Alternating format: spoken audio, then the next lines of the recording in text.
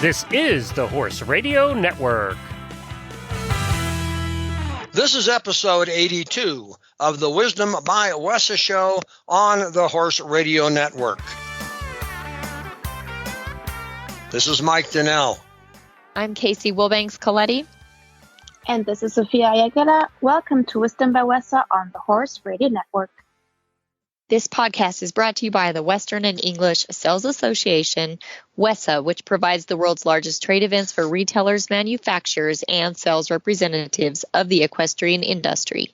In this podcast, we feature exclusive interviews with noteworthy Western and English personalities, retailers, and exhibitors who you've always wanted to talk to. Don't miss out on all the news for manufacturers and retailers in the equine industry. Last time we chatted with Sophia, she shared some stats about the numbers of exhibitors at the January 2022 WESA Trade Show. But what about the buyers, Sophia?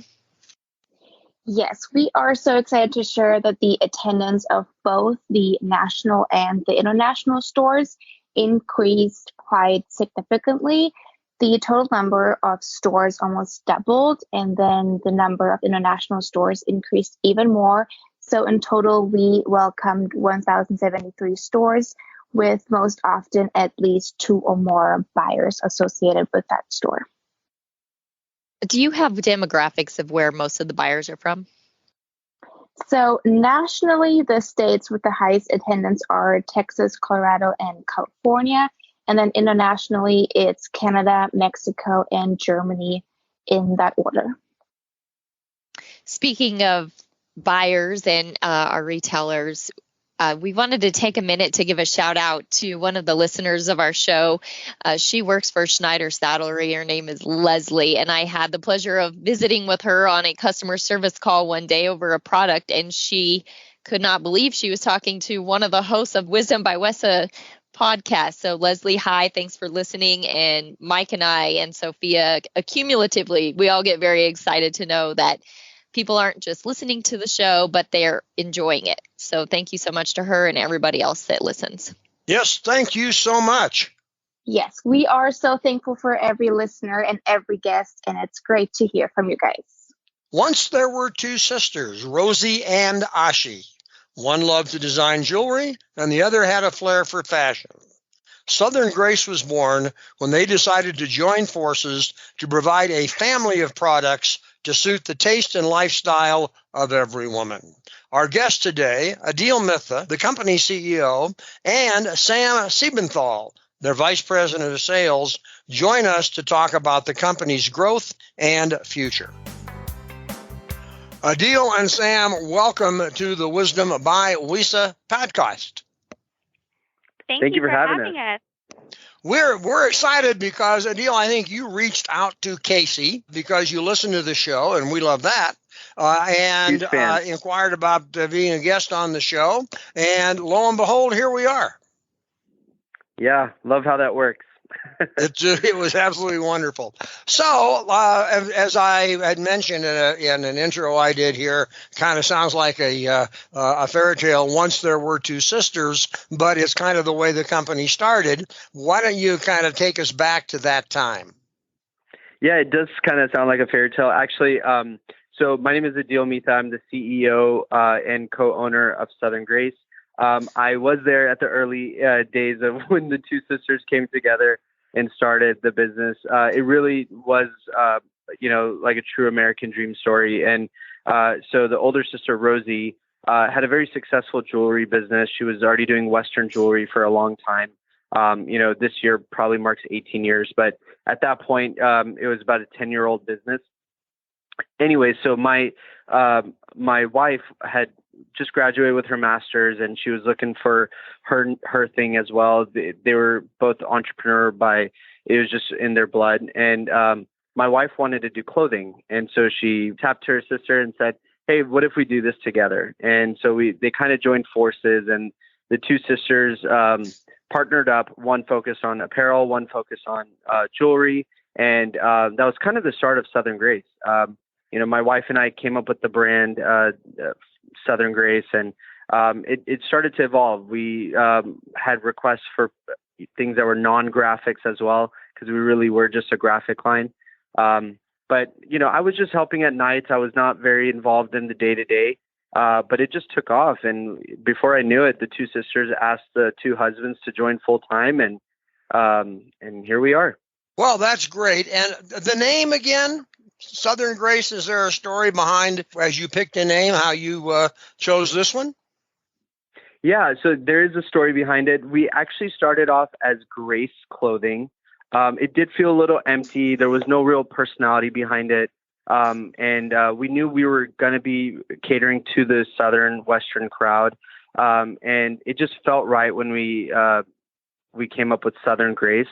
It was also inspired by just the desire to serve, to really hyper focus on the South.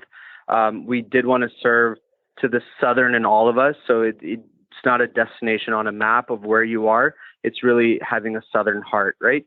And from there we evolved. We added a second clothing brand called Grace and Emma, which is basically, we always have a running joke that Southern Grace is our first child. And then my wife and I said, if we ever have a daughter, we're going to name her Emma. This is before we had any kids. And our second line was called Grace and Emma. And since then, we've kind of become this family of brands. And so when a retailer does shop with us, since we are almost 100% wholesale, when a retailer does shop with us, they do experience different lifestyle brands. So Ashlyn Rose being the accessory line, which is the two sisters, Ashi and Rosie, and then Southern Grace. And there's just stories behind each brand. And we're so blessed to have thought of that early on, because it's gotten so well received by all the retailers that do shop with us. Well, Casey, I know you've been looking at the website. She does this for everybody we talk to, and as I mentioned to Adil, I don't wear many of the things or any of the things that you now introduced, but Casey does. And Are you sure she's you don't our wear fashion, any of them? she's our fashion guru, and we love to have her take a look at what you're doing and give her perspective on that. And Sam, we want to get you in the conversation here pretty soon as well. Yeah, this is definitely more of my I can answer those questions. I do wear the clothes as well, so. Oh, perfect. We'll talk. So I guess the first thing I would like to start off with is, as you guys know, as listeners of the show, this is a competitive business, being a brand owner. The fashion, apparel, jewelry, accessories. It's interesting to me when you are a brand owner, it's like, how do you set yourself apart? Because there's so many options out there, and that's just the fact of the matter. And you're thriving, you're doing well. And so I would just like a little insight on your brand, your vibe, and why retailers should carry your product. Yeah, I think that obviously it's a very competitive market. Fashion in general is a very competitive market because it's constantly changing. Trends are changing. What people are looking for is changing. And so, there's already the element of keeping up with the trends and the times and what people are looking for, and kind of having to do that research on the back end. But on the front end, I think the most important thing that we focus on is, A, being a family here. So on the back end, inside of our company, we work like a family, we act like a family, we love like a family.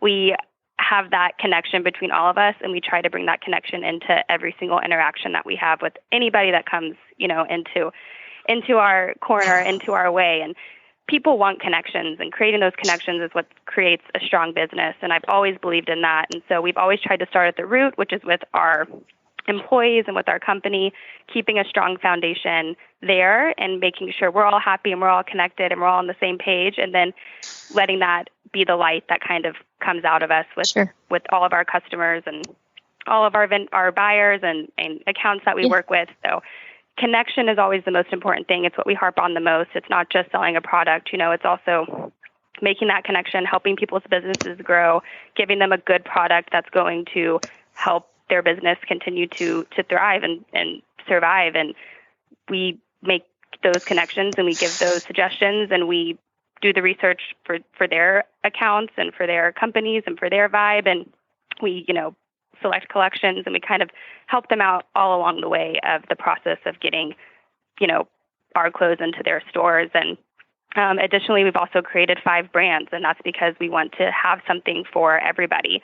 Accessories, clothing, gift items, and even within our clothing, we definitely have started in the South and started with the Western culture and Western lifestyle, and it's definitely something that's true to our hearts, but we've created other brands too that can maybe speak to anybody, nationwide, and anybody can connect with. We've been inclusive. We have sizes for everybody. We cater to all ages. And so I think all of those elements put together is what's helped us be so successful. Well, yes. And you wear the products. And so I can only imagine that would be such a helpful part of this too. When you wear the products, you understand maybe trends and upcoming trend forecasting, and you can offer some of that insight, just, being a part of that. It's definitely quite the perk to be a woman and work for a women fashion line. My closet has definitely suffered, or should I say my fiance's side of the closet has suffered the most, sure, probably. Exactly.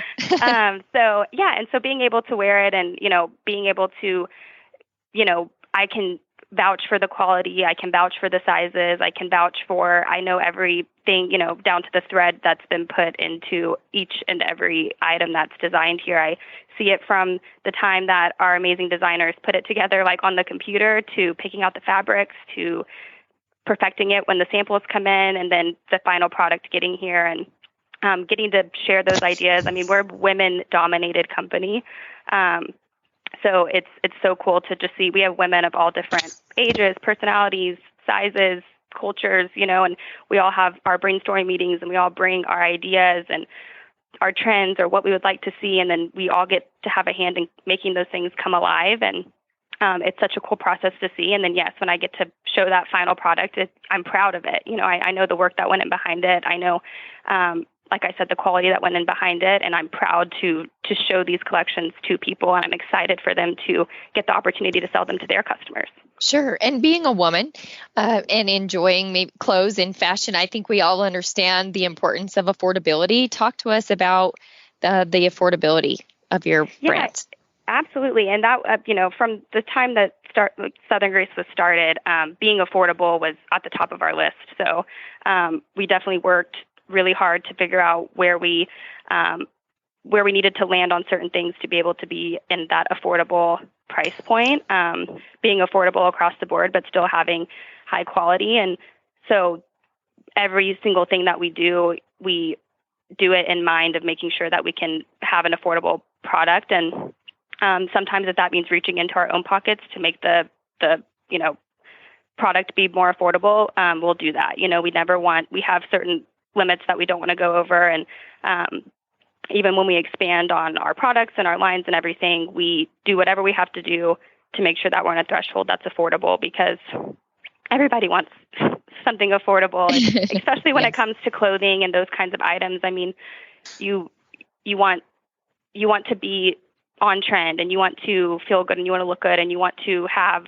that you want to be able to walk out and be in style, and, but you want it to be affordable, because at the end of the day, it's clothing, and, trends change so fast, and we definitely want to give the best of both worlds on both sides of that. And there's nothing wrong with retail therapy that I'm completely guilty of. So affordability really helps that. Also, I was scrolling through your website today, and I want to bring this up, and either you or Adil, please jump in to talk about this, but I noticed a portion of your retail sales goes to fund $1,000 grants to as many teachers as possible. Mm-hmm. Yeah, we actually, so the two sisters, they've always had a passion for teaching. Both of them at some point in their lives wanted to become teachers. And it's so unfortunate that so many people who do want to be teachers don't pursue it because of the pay, or because of just how, how demanding it is. And they end up pursuing other things. And hopefully everyone's pursuing things that they love. But teachers often do get the short end of the stick. And so that was something that the two sisters came together and said, we are very focused on wholesale mainly. People do come up and ask us to do retail. So how do we do good with that, right? And so if you do shop with us in our warehouse, 100% of the profits do go to teachers. We've had a very successful give back campaign. The whole program is called Love Our Teachers. And so we've got if you come to our office, you'll see a bunch of handwritten notes from students and stuff saying, thank you for this or that. And it was so nice to know that we were able to fund supplies for classrooms, or, and really it's a grant. So if the teacher decides to use it for an iPad for herself or whatever, it's for them to use. And that was just a way that we wanted to give back. It's great. I know, Mike, you've done some local work here with the school districts, and you may have more input, but I just think it's great. It's so wonderful to talk to you about your brands, but it's also good to know and get a little insight of who you are, what your core values are, and the fact that you take the time to recognize that. And I agree with you about teachers. I'm sure you do too as well, Mike, as I know education is very important in your family. Oh, very much so. And I think that's just a great, if you have the ability to raise funds for a cause, education is always one of the top causes that we would hope somebody would consider. And congrats for you for doing that. I wanted to chat about a couple of other things. I mean, I know the Southern Lifestyle and the name of the company, but I mean, here we are. I'll bet, Casey and I are here in Southern Colorado, and I bet you if one of the retailers here wants to carry your line, you're not going to tell them no because you're not Southern, right? So that's what I was saying earlier, that it's not a destination on a map. It's the Southern in your hearts. And so some of our best retailers are in the Dakotas, right? Or in Montana. And it's not, it has nothing to do with where you are on a map, but it's of how you want to dress. And we like to call it a modern, modest type of style. And it is a Western chic style. So there's different elements that we do touch. The name Southern is just more of a notion, not of where you are, but who you are as a person. And that's interesting. You mentioned, I think it was Sam, mentioned the design. What's the design strengths of the company? How do you or who comes up with all of these great designs that you're marketing? I think that our design is probably one of our top qualities. We have in-house designers. So, of course, we have the sisters, the owners, Adil's wife and her sister, Rosie, who have just brilliant minds. And they've been designing, since they were little girls. They've always dreamed of doing this. So they have, we have their minds, and then we have an amazing group of designers that are in-house. They, just work for Southern Grace, and they do all the forecasting for research, and then they're just brilliant at designing. And then our other strength is that we do work in a office full of women.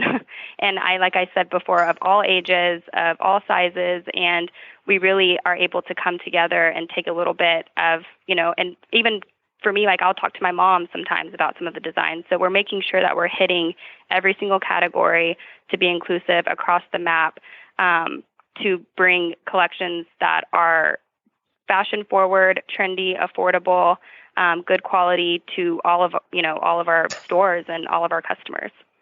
I think Sam has made this presentation a couple of times. It comes across very smooth. Now, this is the Wisdom by WESA podcast. I know you are a member and have been to WESA, but we always like to ask our guests where and how WESA fits into their business and their plans and their opportunities.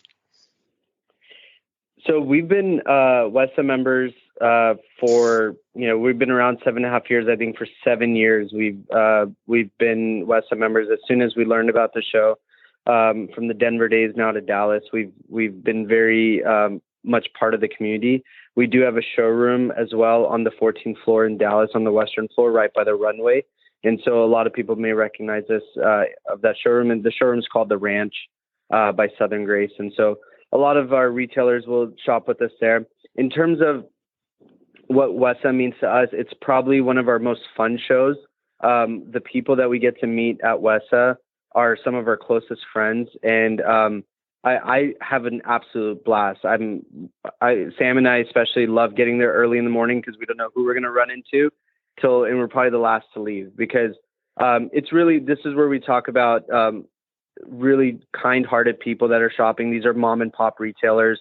And their resiliency was really tested during COVID and everything, and just hearing their stories, hearing how they pivoted and how they became that staple of their community was it's just so awesome to hear. And so we love going to WESA for that. And truly, a lot of the WESA vendors and retailers that do go are some of our closest friends. Yeah, and I can vouch too. I do a lot of shows, and I've done throughout my years here more trade shows than I could ever even begin to count. And we've always done WESA, and the community aspect of WESA as just a show, as the people that it brings in, is just unmatched. It's the best people in the world, vendor and buyer wise. Like Adil said, we've made lifelong friends through some of those connections that we've made. And the show is really, it doesn't, just feel like a business. People are there, people are there and they're catching up with each other, and we're sharing stories outside of, just the business transaction that, is happening there. It's truly a community of people who care about each other and who are helping each other and who are coming together to help out businesses from the vendor side and the buyer side. It's amazing. Well, that's great to hear. One question I always like to ask people, sometimes they would like to answer, sometimes they wouldn't, but what's coming down the pike? What's new can the retailers and the consumers, if anything, expect from Southern Grace? Yeah, actually, we're always working on new things. If anyone is listening to this that is familiar with our brands.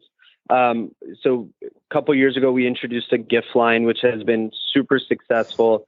This year's focus, and in the coming months, you guys will see Grace and Emma, our non-graphic apparel line, expand even more. We are going to be adding denim, which is something we're really excited about. Still with our same design principles of being flattering fits, of being modern but modest. We're going to still stick with those design principles, but focus on denim and carving our own niche in the denim world. And we're really, really excited about that. I think we have some really cool ideas in mind. So that's something that we're very excited to do. And then who knows? I mean, next year we'll have probably something new we can introduce. And Mike, as far as what Southern Grace can offer, maybe you and I will have something from Southern Grace next year. See, Casey? Yes. They're listening. They are listening. Okay. Hey, listen, this has been fun. We always enjoy talking to people in the business, and you people are enthusiastic. You're very eloquent in the way you present the strengths of the company. I'm so glad you reached out and asked if we could have you as a guest, because clearly this is turning out to be an excellent show. And we want to thank you for your time and your interest in Wisdom by WESA, your interest in WESA as an association, and the enthusiasm with which you approach your business. Well, thank you so much for having us on here. It's been a blast, and thank you for what you guys are doing on your end of things, highlighting this, niche of the community and of the world and of this nation. And I think it's so awesome that you guys are highlighting people in this industry, because it's the best industry in the world. Well, thank you. The show notes and links from today's show can be found on the website wisdombywesa.com. And of course, we'd love to hear your feedback. There is a contact link on the website. The Wisdom by WESA show will be published on the 15th and 30th of every month. You can listen on most of your favorite podcast players, and you can also listen on the Horse Radio Network app on your iOS or Android phone. You just search Horse Radio Network in the App Store. It's free and super easy to use. Be sure to visit all the great shows on the Horse Radio Network at horseradionetwork.com. Thanks for listening to the Wisdom by WESA podcast. WESA, where the industry meets.